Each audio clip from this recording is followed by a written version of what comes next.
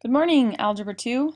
Thank you for watching this video to figure out how to be extra awesome with making these graphs for your Unit 8 activity. A couple things about this. Remember, Desmos.com will be your friend. You can save your graph by clicking the Save button.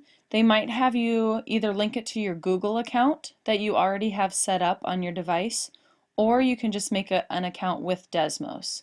Either way, Desmos.com, you can save it. If you try to use the Desmos app, you cannot save your graph, which would be sad, so don't do that. So your graph, here I have typed in y equals x squared.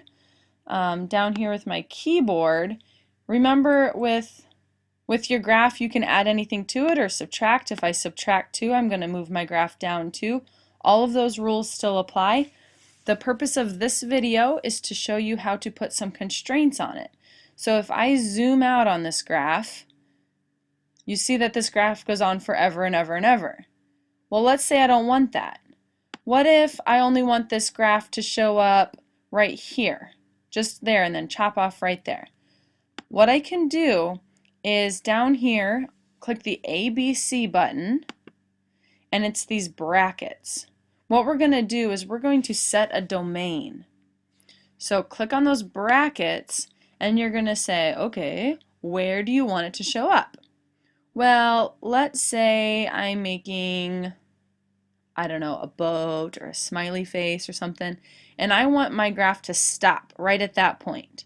Well, that is where x is -3. So I'm going to type in here where -3 is less than x. See how it chopped it off right there? So -3 is less than x.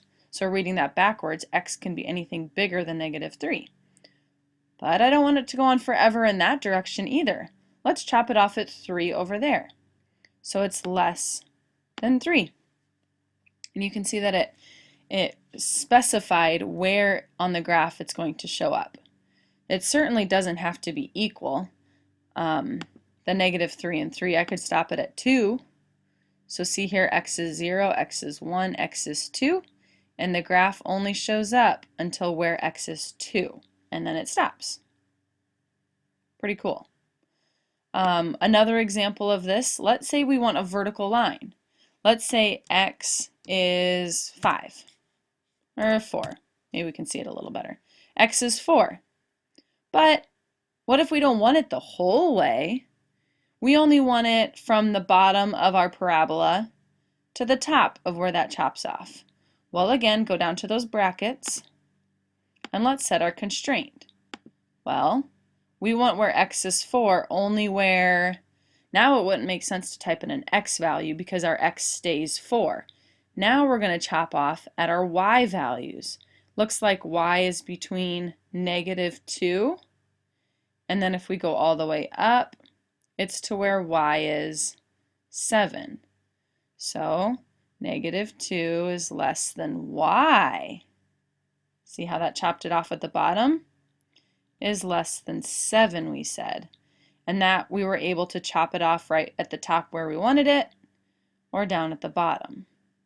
So whether or not you put x in there or y kind of depends on, do you want to chop it off going up and down? Or do you want to chop it off going side to side? I'll show you one more example that might clear the air here.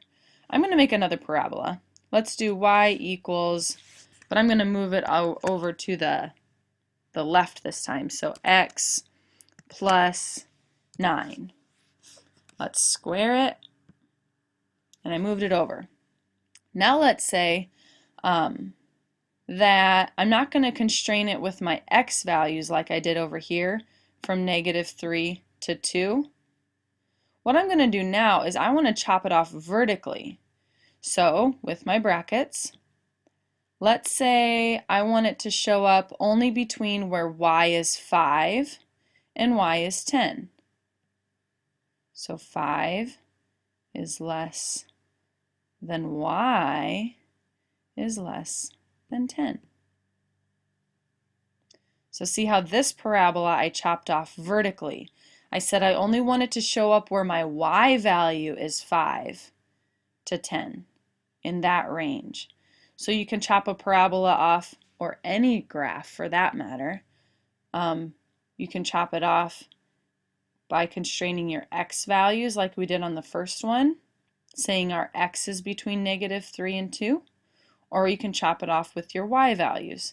For example, this black one, saying we only want it between where our y is 5 and 10. Of course, this works with any sort of function we want. Let's say instead of that, we want the absolute value of x plus 9.